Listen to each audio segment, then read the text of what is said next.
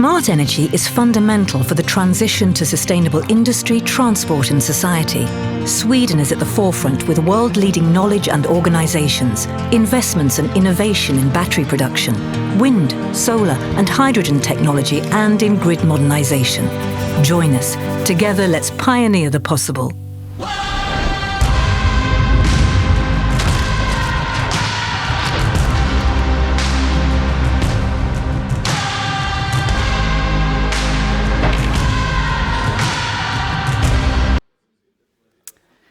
Good morning, everyone, and a warm welcome to the Swedish-German Business Day and the Business Summit 2022.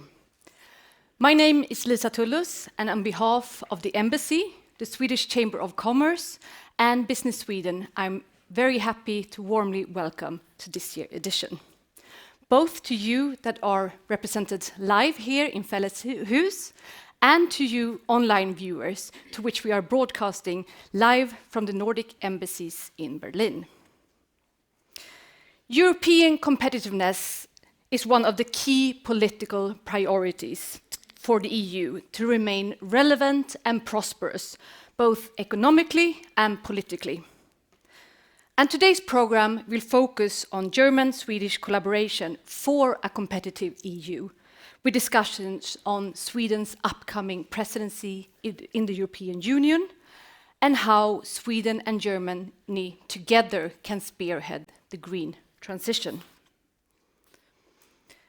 We will hear from a number of exciting projects and speakers, including the CEO of Mercedes-Benz, Ola Källenius, who is in the middle of the disruptive transformation of the automotive industry. Right now, the UN climate conference, COP27, is taking place in Egypt. And we will get a live report from the Swedish pavilion in Sharm el-Sheikh. The program will end with a panel discussion on the topic of how can we together speed up the green transition whilst in the middle of an energy crisis. And there will also be some possibility for you in the audience to interact, both in the end by asking questions to the panel, but also when we are going to ask a question to you. So be ready for that. Today is all about Swedish-German collaboration, and therefore we are very happy to have both the Swedish ambassador to Germany as well as the German ambassador to Sweden here. So first, I would like to welcome the Swedish ambassador to Germany, Per Töresson.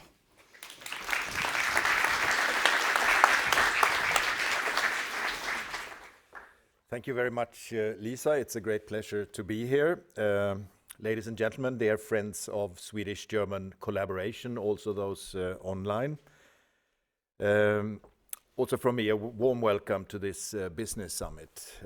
We are in the, as you know, in the Nordic Fälleshus, where the 5 Nordic countries have joined strength together, and also a sign of strong and close collaboration. And I believe that in times like these, with all the crises going on at the same time, partnerships are more important than ever. And I see few countries better fit to collaborate in a close partnership than Sweden and Germany. We are both very like-minded, so like-minded that we in fact have a like-minded initiative. In Germany it's a Ländertisch, where the governments collaborate on strategic issues. This was confirmed as late as on Thursday when the 2 foreign ministers met here in Berlin. We are very strong on the green transition, want to push forward with ambitious goals. We also have the technology that will be necessary. We're extremely innovative, and also in this field we have a partnership, innovation partnership, consisting of 6 very strategic areas. And as Lisa said, we're pushing competitiveness because Sweden and Germany must spearhead the European Union when it comes to working more on research and development, and thus becoming competitive. And this is also something that will be part of the Swedish EU Presidency in the first half of 2023. And I believe today we have a great program for you with fantastic speakers. And I think this will illustrate what I've just said. So without further ado, I'm quite eager to get into the program. I would like to invite my dear friend and colleague, Christina Beinhoff, to address the audience with a few words. Please, Christina.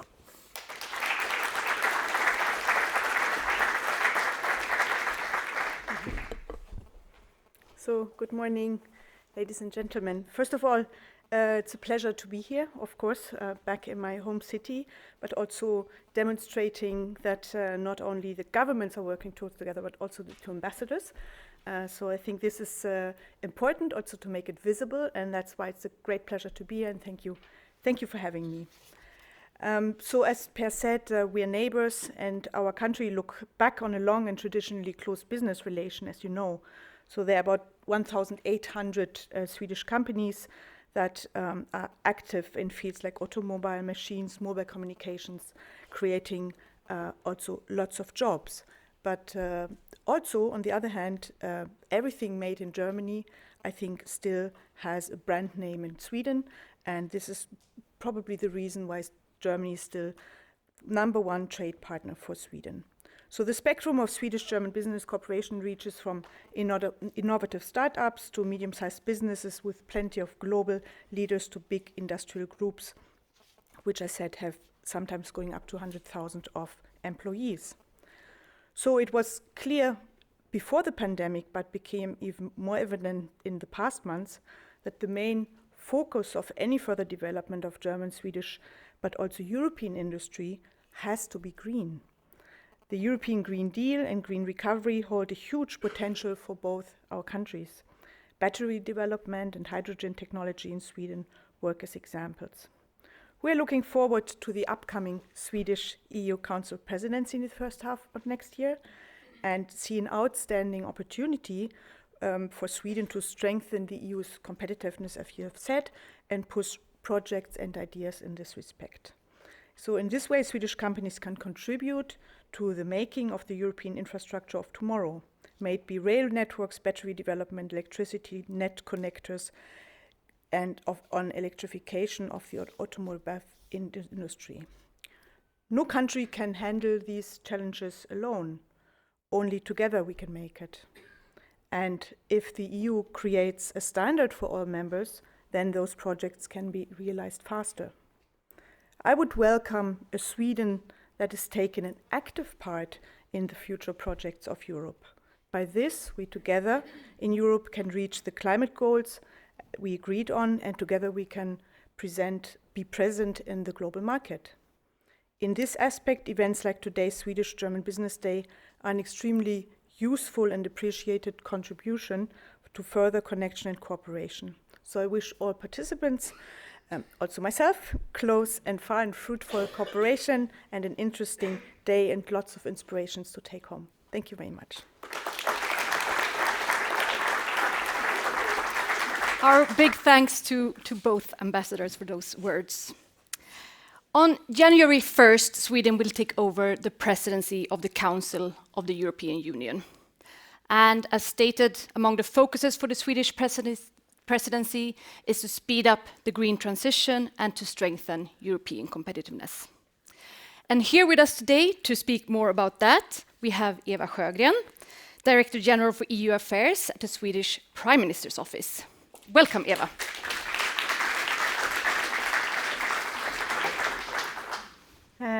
Good morning, everyone. It's very good to be here. I'm really looking forward to this important day and topics.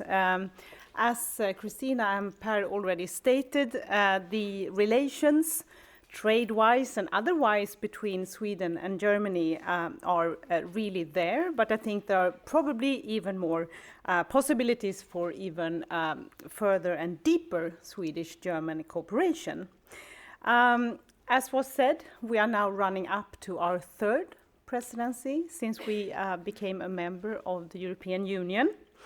And the new Swedish government, they have also proclaimed that they want Sweden as you wish for, Christina, to be an active member of the European Union before the presidency, during the presidency, and also after the presidency. But something about priorities. The government, they are presently finalizing the priorities, and without anticipating that work, it will be presented by the Swedish Prime Minister, Ulf Kristersson, in the mid of December. But I can say with certainty that issues related to competitiveness will be important. So we hope that we can put somewhat of a mark, hopelessly something that will last when it comes to EU's competitiveness agenda. And we will try to do what we can to somewhat shift focus, because we believe that the direction of work on European level perhaps has been a bit too much focused on strategic autonomy, which perhaps is understandable after the crisis during the past few years. And of course, this is not to say that the EU does not have to step up its work to deal with new geopolitical realities, because as you know, we have quite a few. But we must not forget that the recipe for building competitive business has probably not changed. It is still not the best way forward, having politicians picking winners or choosing what will be the best innovations that will survive tomorrow. And the only way for the EU to be able to afford the costs that comes with all those coming challenges is by having a globally competitive industry. So we will have no resilience. Everyone is talking about resilience in the political sphere at the moment, without growth, and no growth without competitiveness. So we will, during the Swedish presidency, try to put spotlight on these issues. And I'm certain that everyone in this room and following, you know what's needed. But sometimes this is not visible enough in the debate in Brussels. So we also need key stakeholders to push for an ambitious and outward-looking competitiveness agenda in the EU. And we believe that business voices needs to be listened to in Brussels. So, to summarize, competitiveness will be a priority during the spring, and we are also counting on your support, and I hope that I will have a lot of ideas with me from the interesting discussions here today. So with that, I say thank you so much. Thank you. Thank you very much, Eva. And I took that as an invitation to the companies here to meet you during lunch, to approach you to discuss how business and government can work even more closely. And we are very much looking forward to January 1st and onwards. The traditional automotive industry is going through a massive transformation. And in the middle of that is today's keynote speaker. A couple of weeks back, I had the opportunity to speak to the Swede who is steering German Mercedes-Benz into the future, Ola Källenius. Hey Ola, and a warm welcome to the Swedish-German Business Day 2022. Hello everybody, great to be with you today. We are very happy to have you participating in this program as a keynote speaker and look forward to hearing your views on the disruptive development of the automotive industry. Thank you, Lisa. I'm happy to share some thoughts about the automotive industry and where the industry is going. I know that all of you are meeting in Berlin, and I was actually recently in Berlin visiting our plant in Marienfelde. And I think this symbolizes to a large degree the transformation of the auto industry. Here is our oldest operational plant in Germany that for the last many years has been dedicated to combustion-based business, making high-tech engines, also components. And this location for now is in full transformation. It's actually going to be our hub for developing digital production models for the future, and also the new production center for our most high-tech, high-performance electric motors. So here you can see in Berlin, transformation in the making. What is it all about? Why is the auto industry in transformation? I would even call it disruption. It's because two technological trends are dominating everything going into the future. The one thing is zero emission, the electric car, and the other technological trend is digitalization, not just of the product, which everybody will kind of see and feel, but also of the enterprise. No stone will be left unturned in these next 10 years as the auto industry finds its new shape. If I start with some of the things that are happening on the digital side, and in fact today I had an opportunity to meet with some of our teams in development, talking to them about how are we going to develop products in the future. And you can see that everything is going to happen first in the digital frame before it goes into the physical world. A lot of people are talking about the metaverse, but the metaverse in action is what we call a digital twin in development or a digital twin in production, as we're developing in Berlin, as I just mentioned. But also a more convenient sales experience for you. You want to browse our digital store before you go out there and maybe test drive a product. So everything is changing here, and digitization is becoming an enabler, not only to make the business faster, move faster into the future, but also creating a better customer experience and also a product that offers more. The other side of it is decarbonization. We all know that the Paris Climate Agreement is the framework that the world operates under. And we said about 3.5 years ago, where is Mercedes' role? How are we going to tackle this? And it was very, very clear to us that the future needs to be CO2 neutral. And with our so-called Ambition 2039, we set a holistic target for decarbonization. So more than 10 years before the Paris Agreement requires it, we want to decarbonize our complete value chain. So everything that we do with our suppliers, our own operations and production, the obvious thing, the product, the electric vehicle, but also the product in use. Now, many of you might say, well, 2039, isn't that far out? Yes, it is in automotive terms. Even if it's only 2 to 3 life cycles, it feels a little bit far out. So we have, on the way to this target, set ourselves very ambitious milestones. One is already around the corner in 2025. From that point forward, all new architectures that Mercedes-Benz puts into the market will be electric only.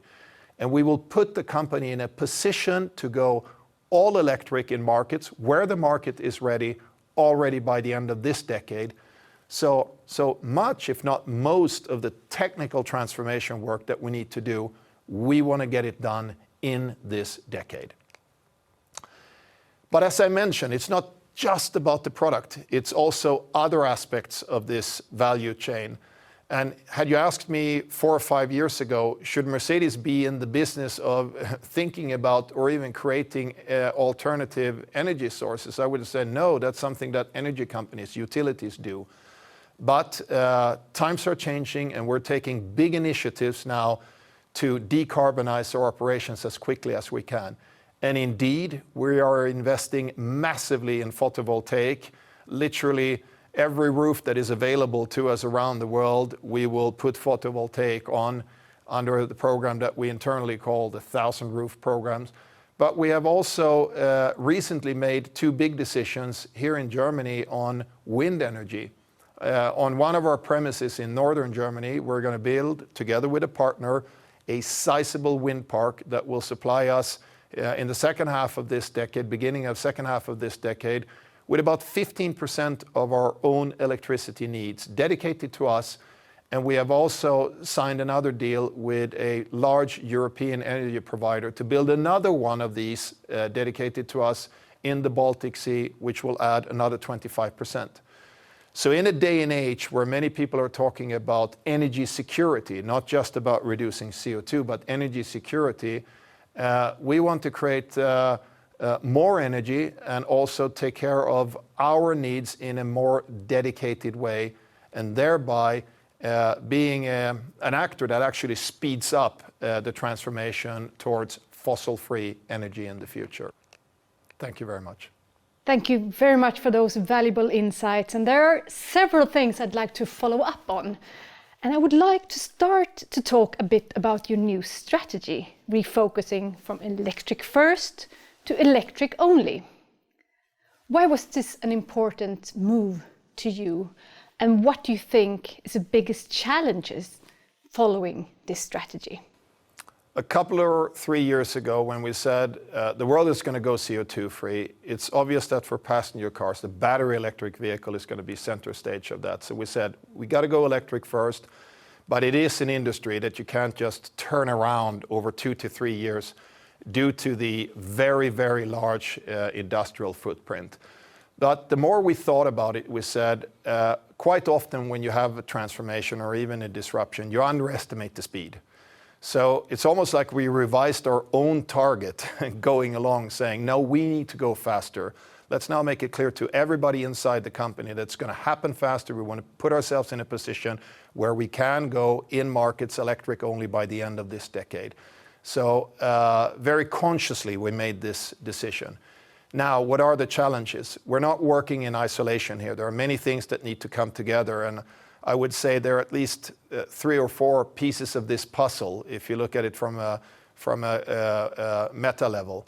Of course, it's the product that we will take care of, but it's also build-up of charging infrastructure around Europe, around the world really, which will also decide the speed of adoption. It is the energy transformation of the energy source away from fossil fuels to non-CO2 bearing energy sources that has to go hand in hand. But also for electrification specifically, it's new raw materials. It's lithium, it's nickel, it's manganese, it's cobalt, maybe raw materials that have not been so prominent on our map in the combustion era, but now becomes highly, highly important. So mining capacity, refining capacity. You could even call lithium the new oil, if you will. The current energy crisis is present in all our lives, and later in this program we will discuss how to speed up the green transition whilst in the middle of an energy crisis. What responsibilities do you think individual companies as well as the automotive industry carry? I think we carry responsibility for the whole ecosystem. And that is why we have decided to do more also beyond what is our traditional role to just focus on our product, the car. But this has been accelerated by the energy challenge that we have at the moment. We got a very clear wake-up call on February 24th that energy security is not a given. So resilience, optionality is something that is on everybody's mind. And perhaps it's 2 things working together here, creating more resilience for your own energy choices into the future, but also realizing that we need to move away from fossils quicker and become less dependent on fossils. So we're thinking both here in the short term, but also in the mid to long term. In the short term, it's more about energy security. How do we make sure that we get through this winter, next winter, and so on? And I think we have some relatively robust plans for that. But in the mid to long term, it is an acceleration towards non-CO2 energy sources. Mercedes-Benz has invested in the Swedish companies H2 Green Steel, as well as last year when you announced a partnership with SSAB. And both of these companies will support you in the green transition of your value chain concerning the need for green steel. In your experience as a Swede leading a German company, what are the strengths of the respective countries' ecosystems? So the background behind these decisions to work with SSAB on the one hand, but also to be, an angel investor in H2 Green Steel to get them off the ground, is very much rooted in this first pillar of Ambition 2039 that I mentioned. That it's not enough if we as a company go CO2 free or we create an electric car.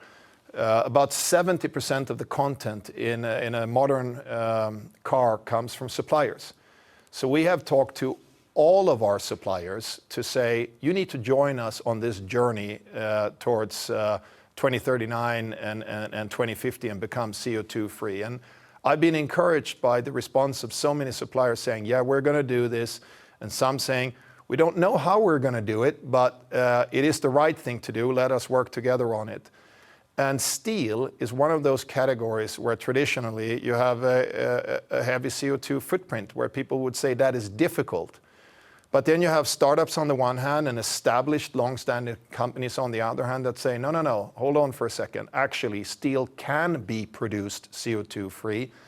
And we want to, as a customer, encourage them also to go faster. That's why we invested in H2 Green Steel. We're not going to be a steel maker. It's not our business. We do cars.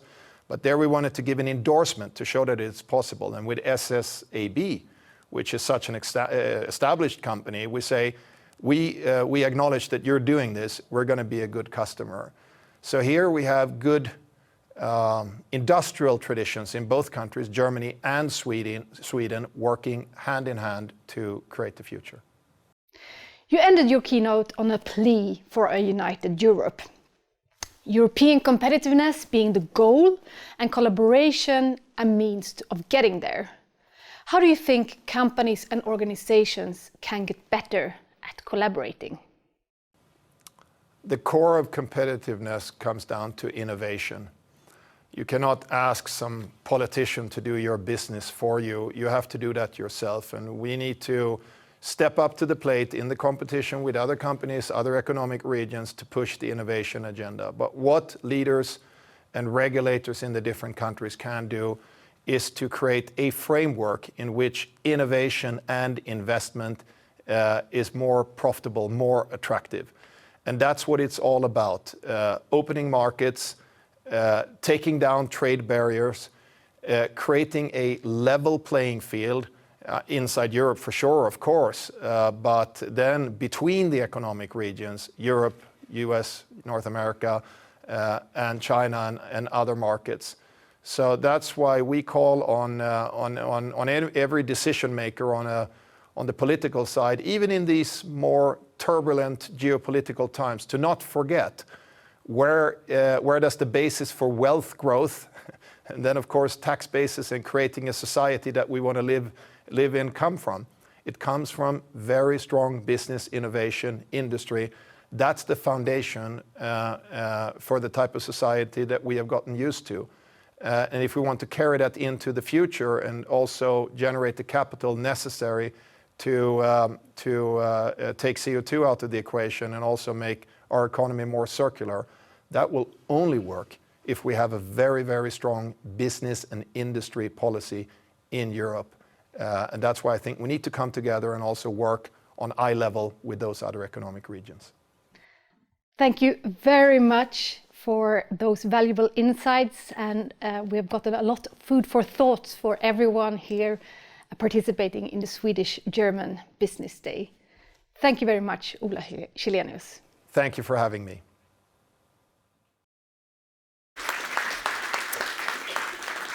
It is now time for you in the physical audience here to get involved. And as I mentioned previously, we will now ask you a question.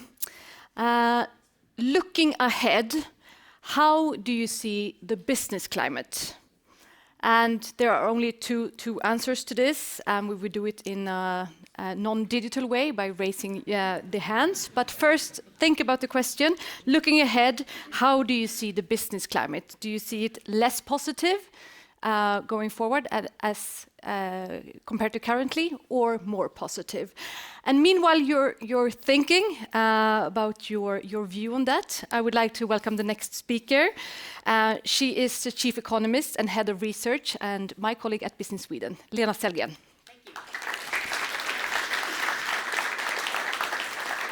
Thank you, Lisa. Is it on? Yes, great to have you here, Lena. And, thank you. And you're very used to doing this kind of research. This is not as academic as you usually do it, but nevertheless, to get the feeling in the room.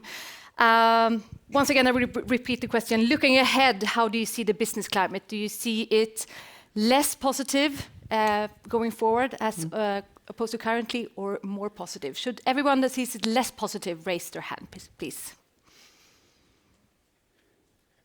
Thank you. And more positive. What are your initial thoughts, Lena? Okay, that's fantastic. Yeah. So, thank you. We come back to this. You will come back to that, and the floor is yours to walk us through a bit. And the technical issue, it's not digital, but do I have the clicker? You have the clicker, and it's right here. Good morning, everyone. Happy to hear that you, at least not so many, see that we are going in the totally wrong direction. So what do we come from, or what do we are? I mean, we have inflation, very high inflation in part of the world, in North America and in Europe as well, but not in the other parts like China, Japan. It's another situation. We have central banks continuing increasing interest rate quite fast, and they will continue at least until the beginning of next year. Energy crisis in Europe, the war in Ukraine, geopolitical tensions that are increasing. So for sure, we see that the risk premia for global business has increased, and it's harder to navigate the global market. I think you all agree. But still, we do have the business opportunities. We have heard it from all speakers, and digitalization, the green transformation. There is a need for huge investments. And we should keep this in mind when we read and see all these negative aspects. So you can join to navigate on this sea that you see behind me, or you can catch the wave if you are brave enough. So look into this. What do we see? This is the global GDP. So look at the graph. We see that next year it will temporarily decrease. So a bit less than 2% global growth. And why do I show this? That's if you look at the contribution to the global growth, the GDP, it comes from emerging markets. In North America and Europe, including Germany and Sweden, of course, as well, we will see a mild recession, which means slightly negative growth or about zero. But then we truly believe that central banks will handle the situation, even though they cannot per se affect inflation, but inflation expectations. And we believe that inflation will come down. Energy is, of course, for the European perspective, very uncertain. But we truly believe that we will see it's coming down. And then central banks can take it a bit more easier and don't continue hiking rates the next year. Maybe in Q1, but then I think that it will be a more stable situation, and then we will see consumption and investments coming back. So this is driven. You can see that North America, Europe will not contribute at all to global growth next year. But then we will be back in 2024, hopefully. So to connect a bit to when you raised your hand, a majority see a positive sentiment going forward. I truly believe that you will see this slow down the next year, but still business opportunity and a positive view. So now I should actually translate this a bit more into, if we look at the next slide. Okay, and we put, sorry, a bit too fast, Germany into this. This is actually Team Sweden, Business Sweden, Swedish Chambers of Commerce, and the embassies as well, globally. We, every year, do business climate services in 22 markets.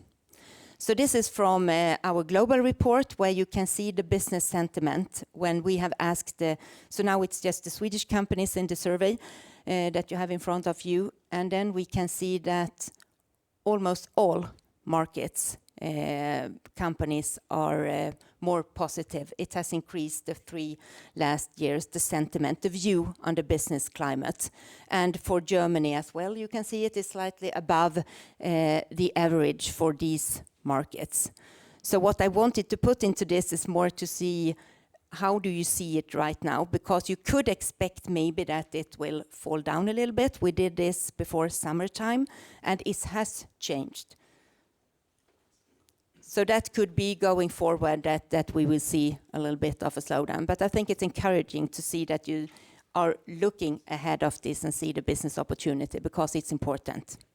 Even though we see a new economic environment with higher inflation, higher interest rates. They will not increase forever. It will fall back, but we will have a new situation for not least investments with higher rates, that's for sure. But I think it's good in the long run perspective. So what about the Swedish exporters? We also ask Swedish exporters in Sweden how they see the climate going forward and in the current situation. And when we move into this slide, we do this every quarter at Business Sweden. The 50 mark is the difference between if companies are optimistic, if it's above, and below 50 companies are pessimistic. So in Q4, we published this last week. You can see that still Swedish companies do have an optimistic view if they look ahead. But if we divide it in the current situation and a quarter ahead, of course, they are getting more and more pessimistic. But you can see this downward trend from the beginning of this year. We started off the year with a very positive view with recovering globally. But then suddenly we ended up in the war in Ukraine in February, which is very sad. And then the sentiment fell. But we have expected to have this fall, even if we haven't ended up with a war situation. And the last slide I wanted to show you is a lot of information. Look at the yellow bars, because what we see is actually that when we ask the companies on how they expect demand to develop from these 6 different markets, Q4 is the yellow one, they have become very much more pessimistic when it comes to expected demand from Europe, Western Europe in particular, fell more than 10 units, down below the 50 mark. And also North America, it's from a higher level, but more than 10 points as units as well. So this is just to show you how, from the Swedish perspective, and I think it goes for the German perspective as well, that we see weaker demand from, in particular, Europe and North America going forward. But still, I should say, look ahead, see the opportunities, navigate, be brave enough to catch the wave, and look to the future, but be prepared for new shock waves. We will see them, we will have them. Thank you. Thank you very much, Lena. And I think I sense a positivism in this room. So I think most of the people here will take on the challenge to ride the wave. Thank you very much. Thank you. EU policymakers and businesses are not doing enough. That's the main message of a recently launched report by ERT, the European Roundtable for Industries, that includes CEOs and chairs from 60 of Europe's largest companies. And here with us today to tell us more about the recent findings in the report is Dr. Kristina Gomlich. Welcome, Kristina.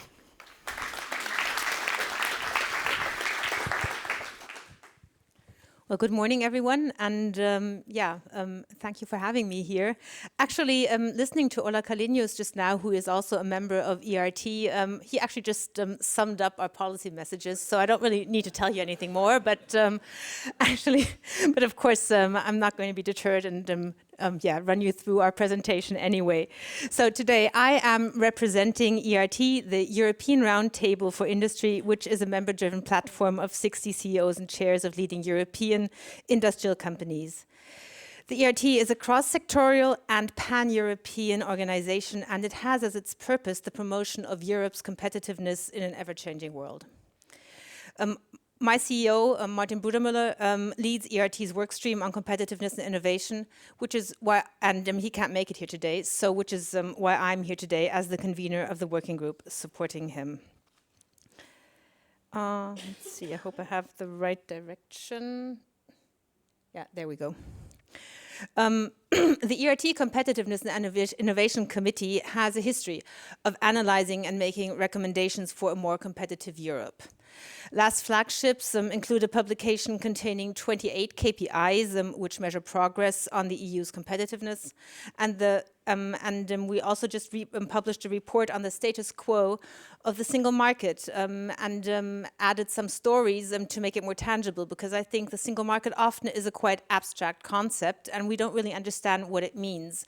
And these stories by the CEOs make it very tangible, so maybe you check it out on our website at some later point. But now I want to run you through the main findings of the benchmark report that ERT has just published in early summer, where we benchmark the EU against other geopolitical players, especially the US and China. It shows the position of the EU across 64 different key performance indicators within 5 distinct themes, including critical infrastructure, innovation, the twin transition, and international trade. So, next slide. Does it work? There we go. I think the graph in the middle illustrates wonderfully where we stand. The group of the largest 500 global companies has changed dramatically over the past 16 years. Chinese companies have risen from nowhere and are now nearly as strongly represented as US companies. Half of Europe's original global Fortune 500 club members have been kicked out of the club. So the EU has dramatically lost economic firepower to China, and we have lost much more than the US in comparison. On the left-hand side, the dramatic picture presented to us by the Fortune 500 is also repeated. In only 20 years, China has tripled its global market share on industry gross value added, and the EU has lost 1/3 of its market share. The fact that the same is valid for the US actually doesn't make it better. But on the right, on the slide referring to high-tech exports, we find a bit of hope. We see that the EU exports are more or less stable. And we might also interpret this slide to show that the EU still has the possibility to turn the trend around on high technology goods. There we go. Yeah. And now let's look at the 2 factors which we believe at ERT are key for a European turnaround on competitiveness: innovation and the EU single market. But unfortunately, here too, there's lots of room for improvement. When it comes to total R&D spending in the percent of GDP, the EU R&D spending is stagnating rather than growing. China has gradually overtaken us, and we are now very far behind the US, not to mention South Korea, which has been stepping up their game significantly as a reaction to the rise of China. Europe still excels in research, as you will see if you look at the full benchmarking report on our website, but we cannot take this advantage for granted. We have to step up on R&D and on bringing innovation to market. And if not, we'll lose what remains of a competitive edge and become history. And for the single market, which is the basis for our competitiveness, as you can see, it's hardly grown in the past 17 years. It is still harnessed by unnecessary intra-EU barriers. We still do not have a completed EU energy market or capital market or market for services or goods. And for example, we still have different labeling requirements for each and every member state. This all causes unnecessary friction for trade and services and money and energy, and it hinders us to tap into a potential of over 700 billion euros. I mean, imagine the size of this money, which lies in completing our single market. All in all, we see a pattern at ERT where the EU is undermining its own future competitiveness. We see too much untapped potential, such as the stalled single market or the lack of capital markets union. We see a too slow buildup of key infrastructure, such as green energy and smart grids, or the 5G rollout and fiber networks. And we see too little investments on innovation. So instead of an increase of public and private R&D spending and a focus on scale-ups to foster invention to market success, we actually see a focus which is too much at the invention scale and doesn't really focus on scaling up the invention itself to make it market viable and to really create a business case. So we're rather being hobbled here than being enabled. But the worst part is we already know that next year's results will probably be worse. The 2022 report, benchmarking report, it builds on data which predates Russia's war in Ukraine, and so does not consider the critical situations many businesses are experiencing since early this year. But I don't want to leave you with these impressions because, of course, as ERT companies, we have a suggestion how to address this decline. We have a fundamental interest that Europe is economically strong and remains a globally attractive market and a partner with political influence. And we see with great alarm that Europe is losing competitiveness and therefore prosperity, economic and soft power to other regions. To halt, even reverse this trend, European policymakers' ambition to change is key in our opinion. They need to empower the economy and reduce burden for business, and this means clear, overarching policy priorities rather than silo thinking. And this is valid as well for the Commission as well as for member states themselves. We need to see a focus on action that increases competitiveness and enables the achievement of climate neutrality. Policymakers need to strengthen the EU single market and launch a comprehensive program to deepen the single market finally and stimulate genuine progress in the free movement of goods, services, capital and people and data. And this means also adding more capacity in the public sector to removing barriers that are flagged by the business community. And of course, we need to scale up urgently on our capacity for innovation. So it's clear that Europe can't any longer take its future competitiveness for granted and has to find and fight for its place in the evolving world and changing world order. To this end, it has to be made clear that investments in competitiveness, neither by policymakers nor by businesses, are a luxury. They're a necessity, especially during this economic downturn. And with these priorities in mind, Sweden and Germany should continue the long-standing cooperation to create the necessary conditions for our industry to look ahead and thrive in a more connected and sustainable world. On this note, I'd like to thank Business Sweden.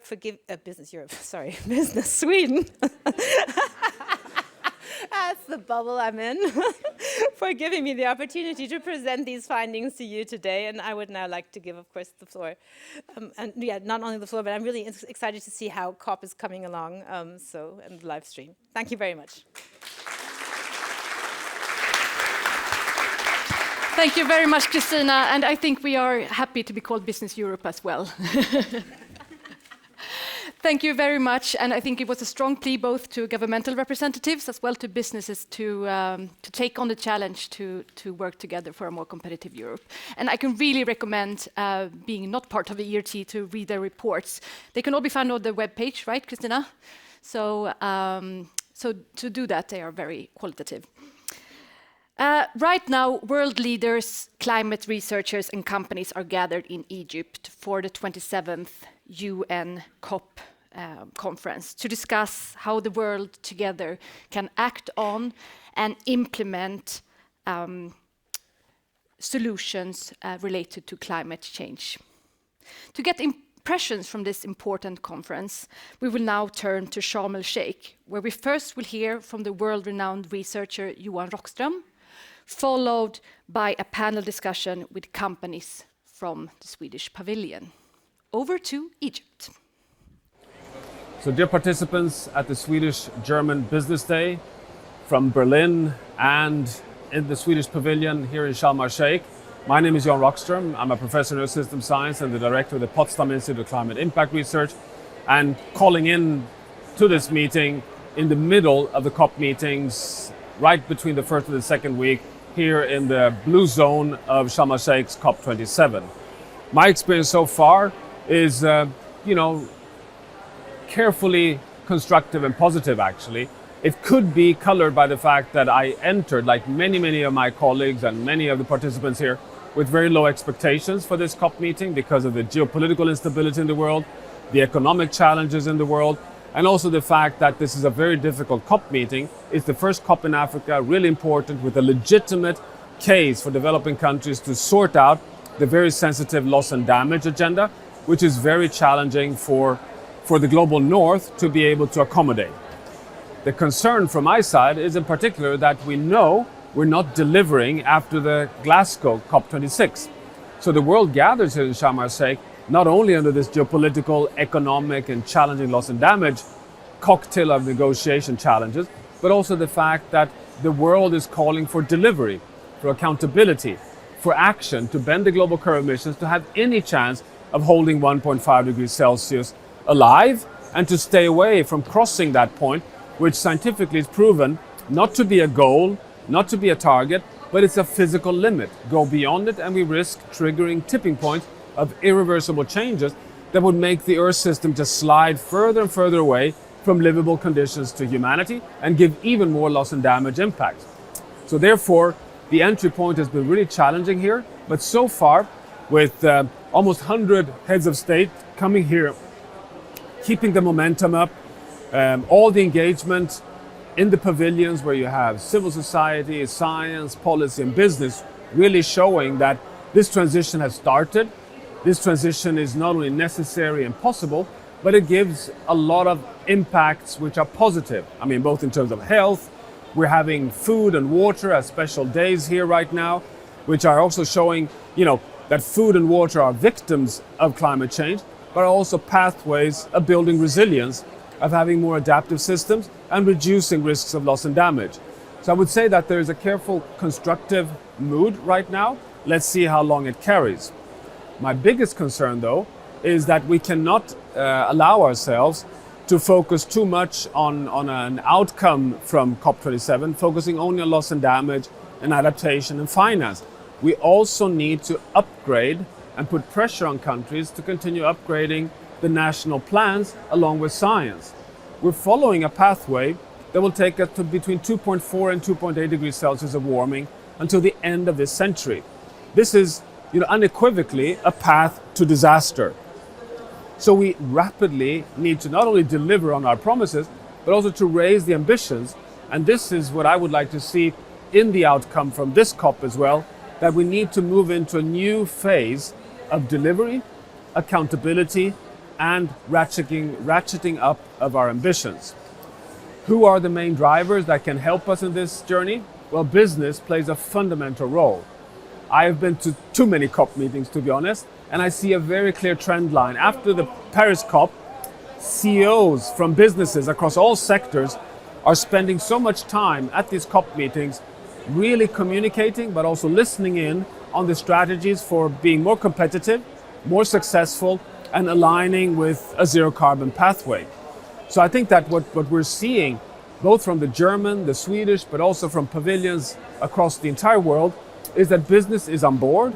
Business wants to see clear rules of the game, setting the planetary boundaries for the safe operating space, but which is also a boundary condition for market space, and to move very rapidly into clear directions for economic incentives to be able to scale innovations, transformations into a future which aligns with the health of the planet, but also with positive economic development in the world. So this, I hope, can be at the heart of the Swedish-German Business Day, to see this pathway as not only a scientific necessity, but also a pathway for a better, attractive, more prosperous future for the business community in the world, which also trickles over to equity and development across all countries in the world. So with that, I wish you good luck with the Swedish-German Business Day, and let's hope that we're coming to a good closure of this COP meeting. Thank you very much.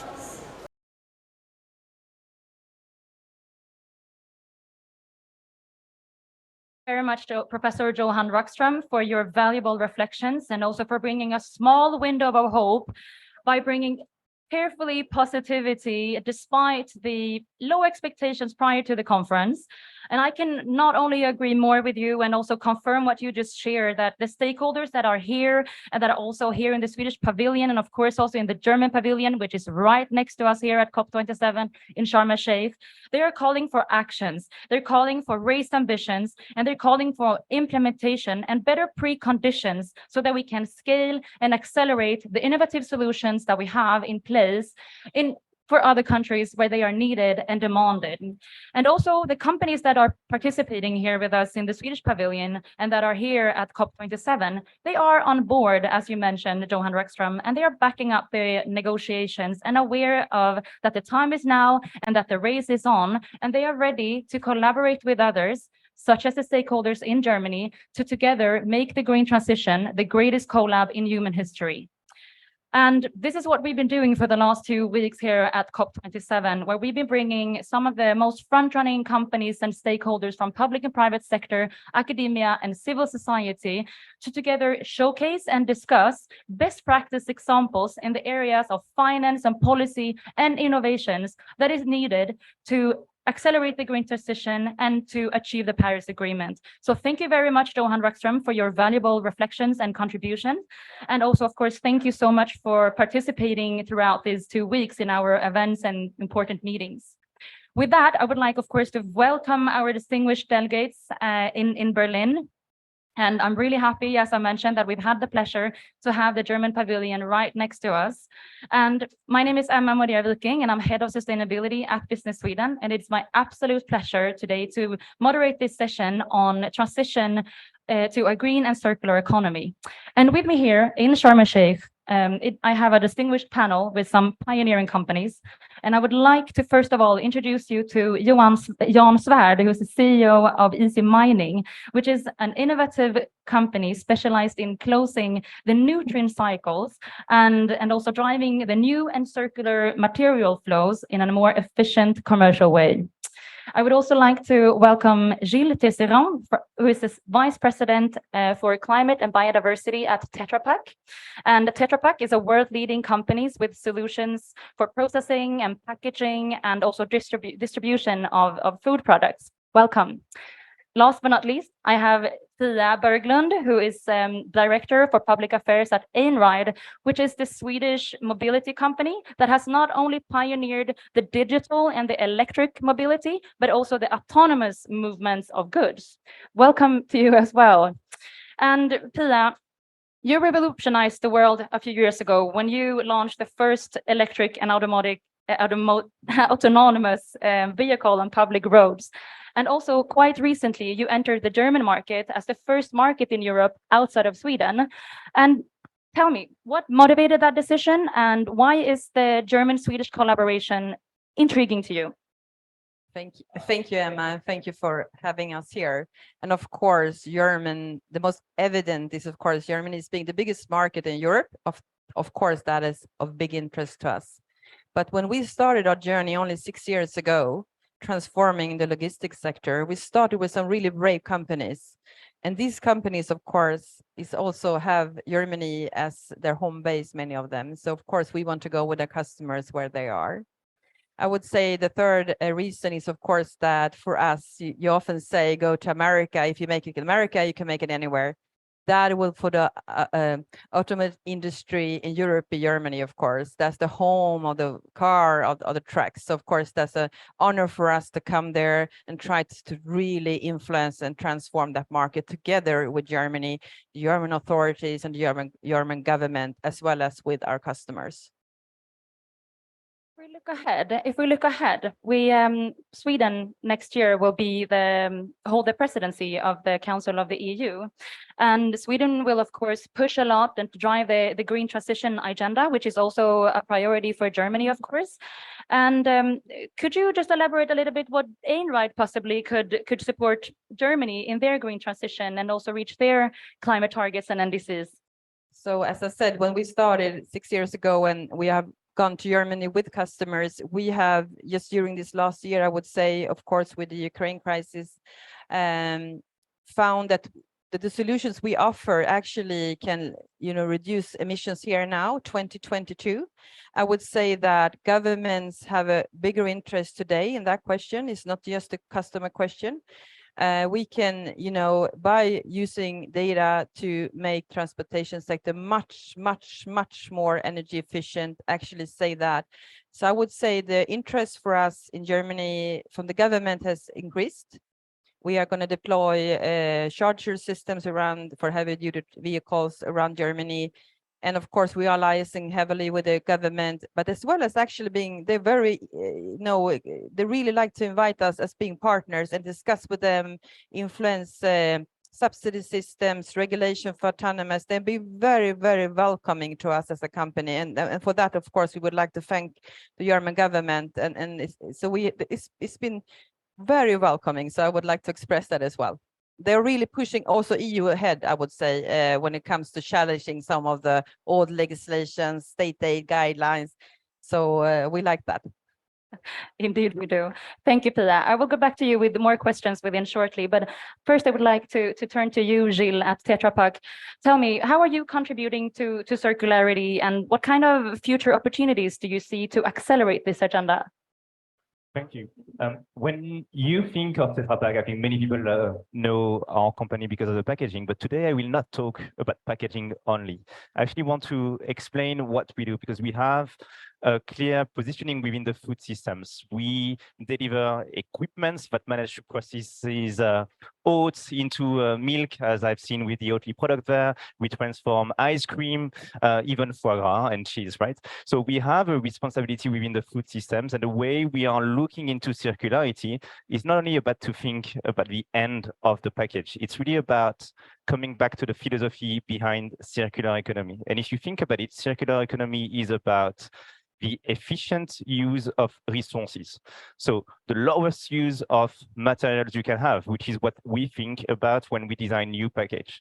It's about the lowest use of consumables. So when our customers, thinking the German customers like DMK, Immergoods, what we deliver is low water usage, low energy machine, so that we can bring the highest efficiency. So one concrete example is that we are right now pushing on the market solutions where our customers in the dairy world, in the juice world, plant-based world can reuse 99% of the water they usually use in their process. So that's a way to reduce the use of raw materials, right? And we push forward that philosophy around circularity also when it comes to ingredients. So we are working with Swedish startups, Swiss startups, Israeli startups to really rethink how we can use food ingredient waste into new raw materials that you can use in food, that you can use in cosmetics. So really the idea that we are pushing forwards when we think about circular economy at Tetra Pak is reducing as much as possible the use of new materials and providing as many cycles as possible. So that's the footprint that we are aiming to have right now on the market, and having that mindset is challenging. It's a new way of thinking the business, but what matters is that it brings value across the whole value chain, and circular economy equals business growth, equals sustainability improvement all across, starting with climate. Thank you, Gilles. And also what Pia alluded to, that Germany is really pushing the circular agenda, and we have been talking a lot about innovation and of course finance and of course policies needed to scale the green transition and the circular transition and agenda. And what do you think is required to create a more enabling policy environment to continue to scale the circular innovations? Some of them you just mentioned. And I think when we listen to what is happening right now at the COP, obviously there's lots of discussion around climate per se, right? But if we look at all the pavilions that are around us, there's the food system pavilion here, there's the water pavilion there. So we start to see that that climate change is not about climate only, right? It's about sustainability overall. It impacts people. So what we are pushing at Tetra Pak is really pushing policymakers to integrate within their policy, within the NDCs, key criteria around the reporting, the measurement of food waste, of deforestation. So we need to have an encompassing holistic view of sustainability within the mandatory disclosing and reporting, but will apply to big companies like us and certainly the smaller, young scale-up startups of the world, because disclosing reporting is the best starting way to take actions. So our call to the policymaker is go beyond climate when it comes to the NDC. Thank you so much, Gilles. I would like to hand over to you, Jan. And Germany is a very important market to you. And I wonder in what way Germany has taken the lead in the circular economy within your field. Absolutely. Yeah. So easy mining is doing what Mr. Rockström says is two products that are exceeding the planetary boundaries. One is phosphorus and the other one is nitrogen. And we work with both of those. And Germany has done a really good thing to move on. In 2017, there was a law installed in Germany that you have to recover phosphorus but of course they gave it to 2029, so quite a long time. But that of course triggered us to say that, okay, this is our first market to go in with a phosphorus solution. And we found a partner in Germany, is a big utility called Gelsenwasser, and we work very close with them to build a plant in Skopau, south of Berlin. Fantastic. Can you tell us a little bit more about that collaboration and other partnerships that you have in Germany? Absolutely. So and this is phosphorus, and you know, phosphorus is a really important raw material for agriculture. If you don't use it, then you know, plants and harvests will go down in production with 50% or so. And the problem, of course, in Germany, that they realized in 2017 already, that they are importing 55% of this from Russia. And Europe only has 10% of its need produced in Europe, and that's in one mine in Finland. The rest is then important from the rest of the world. So this is, of course, good that they started early and gave it a long time. So a very important issue. The other one I want to mention is nitrogen, which is a new solution for us. We have it in a demonstration plant in Denmark, but I think this is a perfect fit also for the German market. It is, you know, nitrogen is produced with gas and air as raw materials, so it's extremely carbon dioxide intensive. And also, when you use it in wastewater treatment plants, it emits laughing gas or nitrous oxide, which is even more potent as a greenhouse gas. So, you know, researchers say this is about 7% of the whole greenhouse gas emissions globally.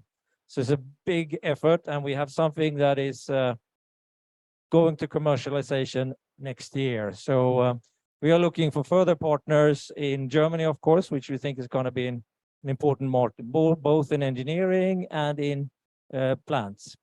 Fantastic. And it's clear that the innovations that you're describing is truly needed, and you see several opportunities, not least in Germany, to contribute to their circular agenda. But do you see any challenges or any concerns? Yes. So the issue is, of course, Germany has taken this, so sticks and, you know, carrots is needed for innovations. I think that is somebody says you need to marry the negotiations with the innovations a bit. That would be a great thing for COP going forward. But, you know, for example, a phosphorus product, that is the cleanest product that you can do, much cleaner than the ones that come from Russian mines, much cleaner than the things that comes from Morocco, is not allowed to use where it is best, like in animal feed and so on. And this is a legislation that was based on a linear system and, of course, from the 80s. So legislators need to think, you know, a whole legislation is built on that you should be linear, and legislation needs to be rebuilt to make it circular. Indeed. And unfortunately, we are actually closing to our ending on this panel, but also actually on the negotiations taking place here at COP27. And Pia, you and your colleagues at Einride, you've been here for the 2 weeks that the COP conference has been going on, and you've been following, of course, the negotiations closely, and you also participating in a number of panels and meetings throughout these 2 weeks. Is there anything that stood out for Einride during these weeks? So I would like to touch on 2 points. And of course, I think the most obvious one, because people sometimes question why you fly into these kind of conferences. you have an obligation to listen. And I think Mr. Rockström explained that very well, that we also taken the opportunity to meet with the civil society, we met with the UN Women. So I think that's an obligation you have to those people actually suffering from climate crisis. The second one I would also like to pick up from his introduction is that someone said in the panel, there's an inflation in net zero promises, accountability and delivery. And for companies like NRI that has primary data and work with a digital product, that is actually what we're offering our customers. It's time to hold us responsible, hold us accountable, and customers, investors, governments, NGOs will need to show on the table what we're delivering. It's no more talking. Now it's time to do. Thank you for that. And Gilles, what are your reflections from the conference? I would like to build on what Pia just said. I think accountability is key. So if we go back in time, we've indeed seen this inflation of net zero ambitions and 1.5 degree plan from companies, but also from states, right? But I think everybody realizes that now it's time to actions, because when we look at the ambition versus the investment plan, we are not there. So I think that is something that we have kept on hearing. Now, if I take a step back and I think about Tetra Pak and again our business field, which is food system, I must say that I was glad to see how important the topic of food has been put on the table during that COP27. So there's not only 3-4 pavilion about that one, but I think we all have realized the impact of food system, which is 1/4 of the greenhouse gas emissions. It's a highly dysfunctional industry because 1/3 of the food is wasted or lost at a time where many people suffer from malnutrition. So if we manage to fix the food systems, we will reduce a lot the greenhouse gas emissions. At the same time, we will have a positive impact on the communities, because that's also one of the key thematic that we've heard here. Climate change is not about climate. Climate is about people, communities, and businesses. The last takeaway that I want to put forward here is also that we have heard a lot about how nature and nature-based solutions can be part of the solutions. Because forest is actually the best natural way to capture carbon. We need to protect them, we need to restore them. And that's part of the theme that we have seen, and that is being pushed by the countries. So the deforestation pledge that many countries took last year, there has been a revival of that pledge from the 12 billion that were announced last year. Already close to 3 billion euros have been spent on the protection of the forest, and I think this is very key. So I started by talking about actions. Well, we start to see actions also on the side of biodiversity and nature, which I think is very critical. Thank you. Jan, what are your reflections from the conference? So I have also two then. One, of course, which is kind of interesting for me, there's been a few times on this. I see the Americans are really on this time. This is a huge difference compared to 2 years ago. They are around everywhere and challenging everybody to do at least as much as they do. So that's a new thing, at least for me. And I think that will help the cause a lot. If they are not on, it's not going to happen, my view.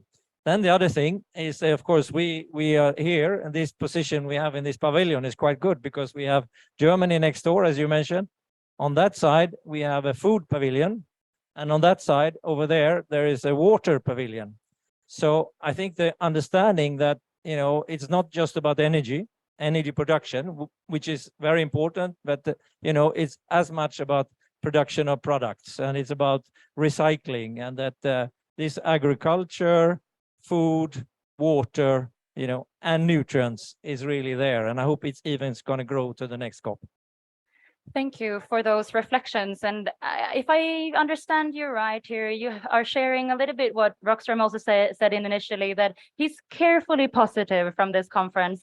And the reflections are truly interesting and inspiring. But throughout this now last hours of negotiations and of this conference, what will be your key messaging, and also that you would like these negotiators to think about? And also, what would you like the last hours of negotiations to focus on, really shortly? Start with you, Jan. Yeah, it's of course very hard because we don't know what the documents look like now at all. So, but I think deliverables from Glasgow to now, I think that would be very important, and also this expanding role of climate gas reductions that is not just about energy production. Thank you, Gilles. Well, I think you said it all. So I think it's about delivering. My message to the policymaker, to the negotiator, is that they can count on many companies, starting by the one that are presented at Business Sweden, and I'm sure that in the German panel. So we are here to enable the transition. What we need is clear guidance. We need actually the legislations to make it happen so that we can all accelerate. So you can count on businesses to go to the 1.5 max, to go to net zero. That's my message. Thank you. And last words from you, Pilar. Thank you. And of course, we also touch upon that in introduction, is the funding of those that have a longer way to walk. And I think that's, we have to find a way of solving. It's easy to say we're in a country like Sweden, we can't afford it. I mean, for real. I mean, let's get this together, because everybody's a winner here. Gender, poverty, the planet. I mean, there's no losers. So, I mean, I would act governments, just do it. Just take out the wallet and do it, because we have to do it. It's like there's no other answer than just do it, actually. Thank you so much. I'm a bit angry. No, it's great. No other answers and no other options. And on that note, I would like to conclude this session. Thank you so much for these pioneering companies to participating today. Thank you, Pia Berglund, the Public Affairs Director at Einride. Thank you, Gilles Tesserand, the Vice President of Climate Diversity on Tetra Pak. And thank you, Jan Svärd, CEO of Easy Mining.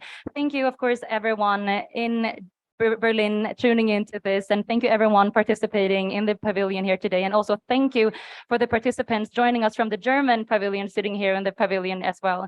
So with that, thank you so much for participating. Thank you so much for these inspiring words, and let's now together pioneer the possible. Over to you, Lisa, in Berlin. Thank you very much, Emma, and the companies. As mentioned by Ola Källenius, CEO of Mercedes-Benz, electrification is a core part of the transformation of the automotive industry, but also a society as a whole. And in this spirit, Swedish and German giants Volvo Group, Daimler and Traton Group recently formed CV Charging Europe. And CV Charging Europe is a joint venture for carbon-neutral freight transportation by 2050, and a perfect example of Swedish-German collaboration for a competitive Europe. Welcome, CEO Anja van Niesen.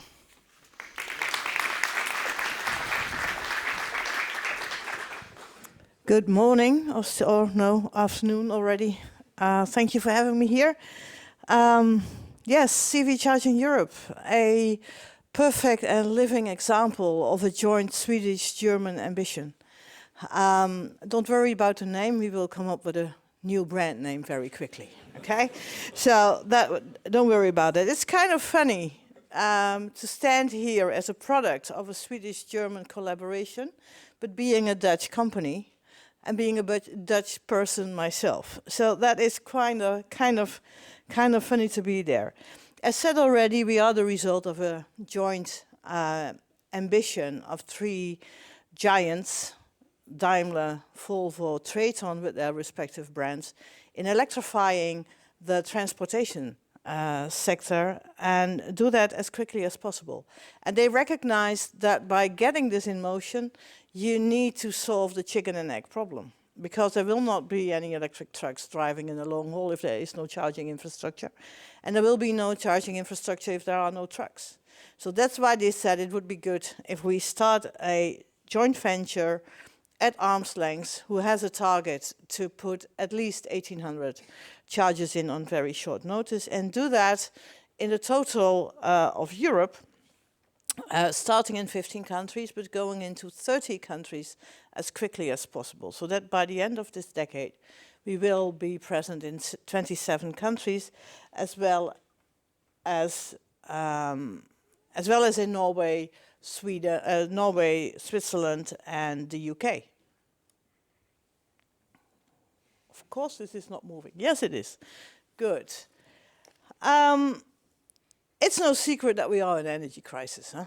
I mean, we have seen COP27 and we are experiencing that on a daily basis. I even learned that in Sweden people turned off their electric saunas, and I think that's something to be worried about.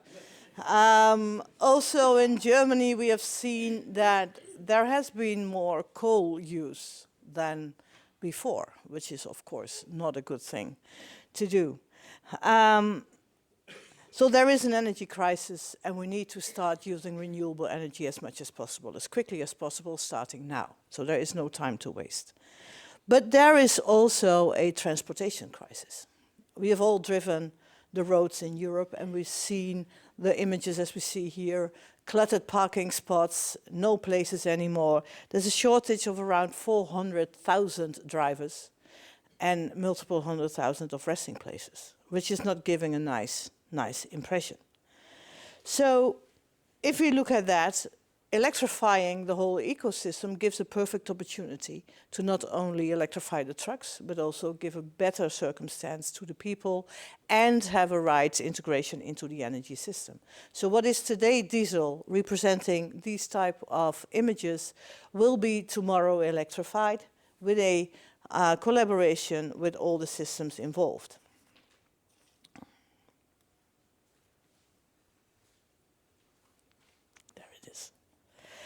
And battery electric trucks are here now already. They are already being produced, they are coming to the market, and their amounts and their growth will be very rapidly. It will be way quicker than we expect altogether.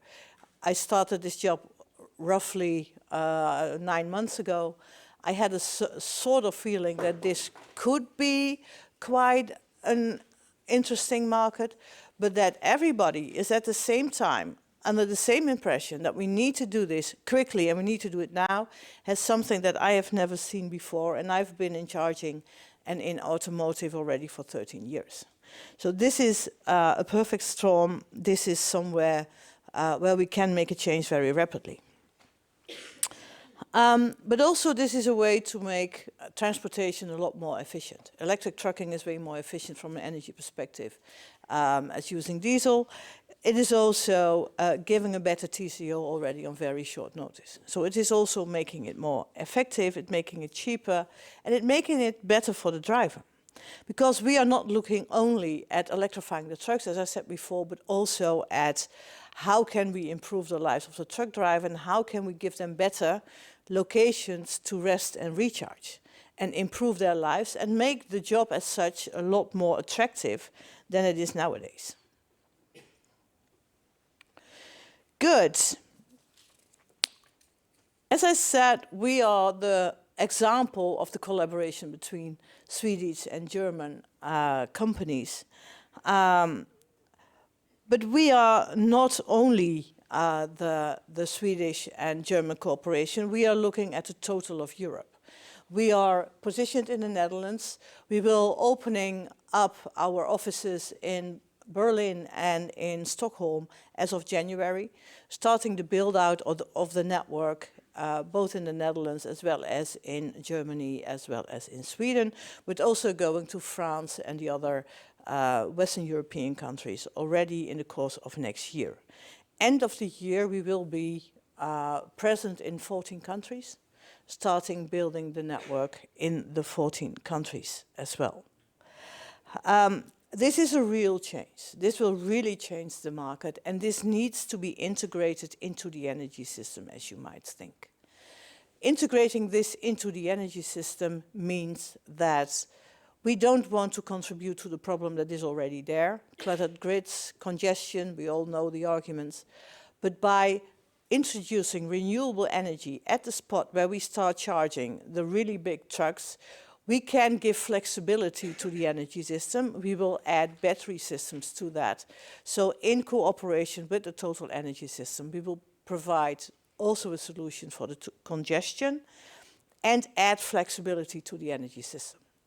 So by doing that, we will start electrifying the fleets. We will improve the transport sector. And we will collaborate with the energy system to provide a better and balanced grid and energy system that we have today.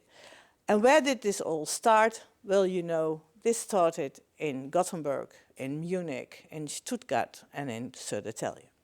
So this is the real example of a Swedish-German cooperation to make a change in a world where it is really needed. We need to start this transition now, and we need to do it fast. We cannot keep on discussing all kinds of alternative energies where we know what the most effective one is, where we know already what the most efficient one is, and where we know also already that we can start this today.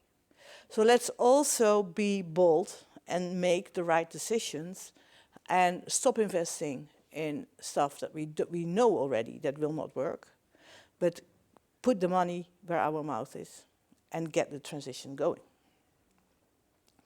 So, oh no, I'm going in the wrong direction.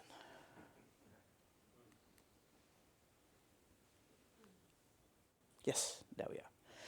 So for us, very reliable, sustainable infrastructure is key to make this transformation possible. The transformation to sustainable transport and taking the transport industry into the future.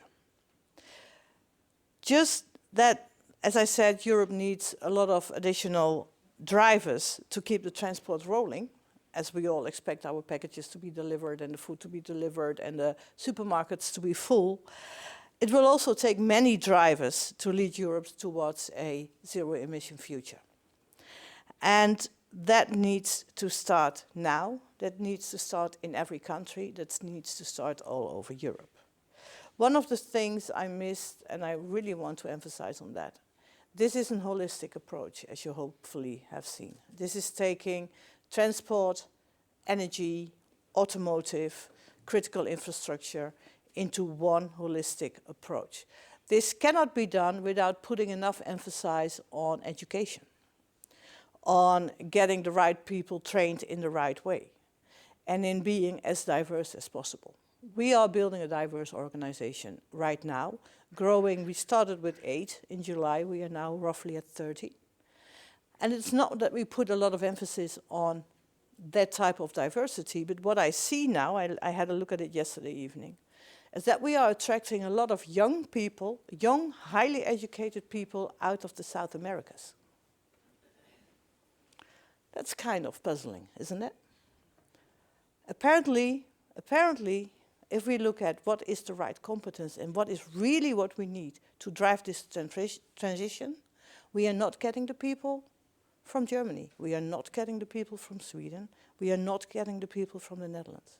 But we are attracting the people from Colombia, from Mexico, from Argentina. Maybe something to think about. Good. So, before I close off, I would like to challenge you. Are you ready to come on board, hit the convoy, and start transforming today? We are happy to guide you in this transformation. Thank you. Thank you very much, Anja. It's truly inspiring to hear what you have accomplished in only a few months, and it will be very interesting to follow your journey, including the new brand name. Yes, very much so.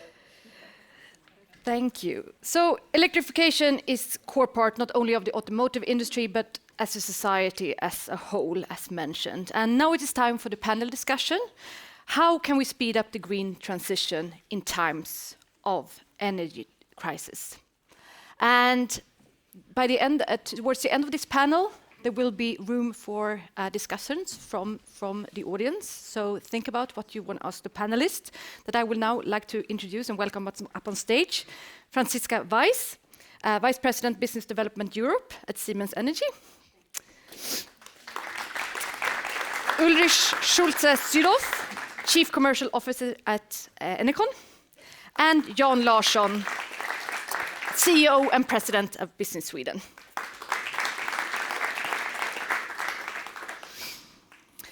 So the acceleration of the green transition remains hugely important, but it has been challenged by the current geopolitical status of Europe that is affected by the ongoing war on Ukraine.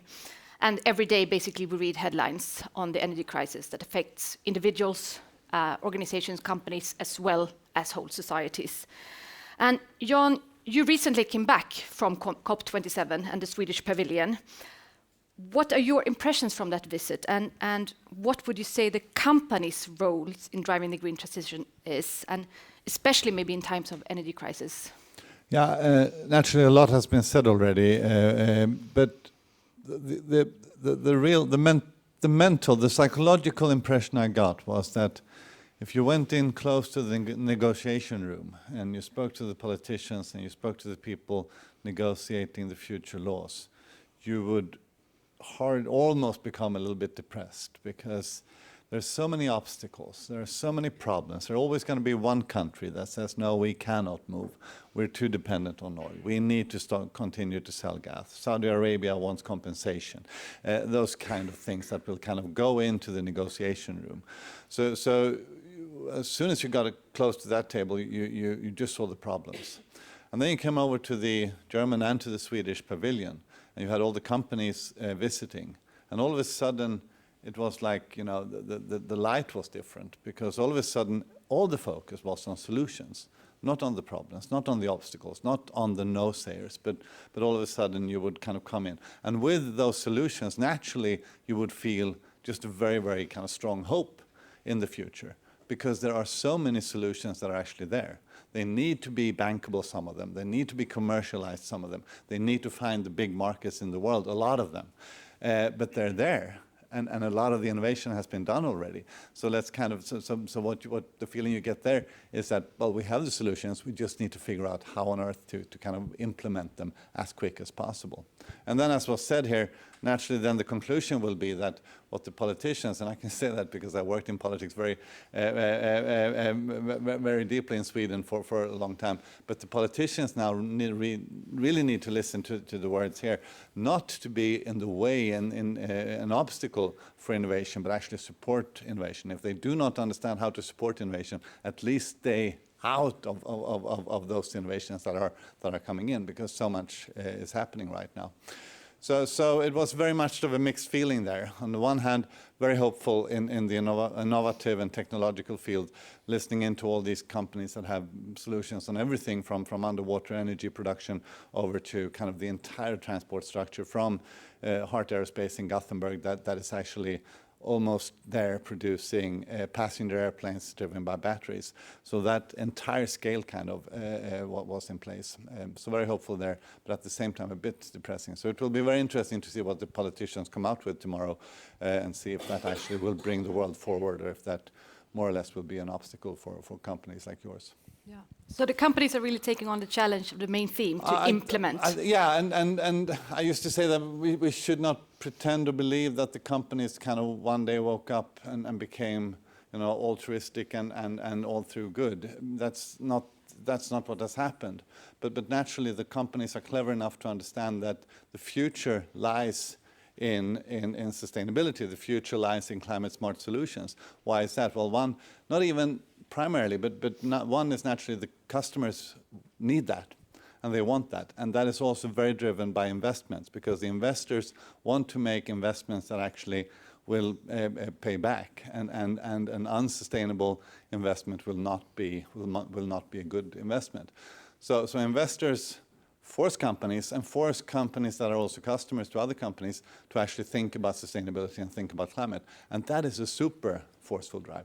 At the same time also, a very interesting, I think, survey that McKinsey did a year ago. We asked company leaders across the globe which is the kind of most important driver.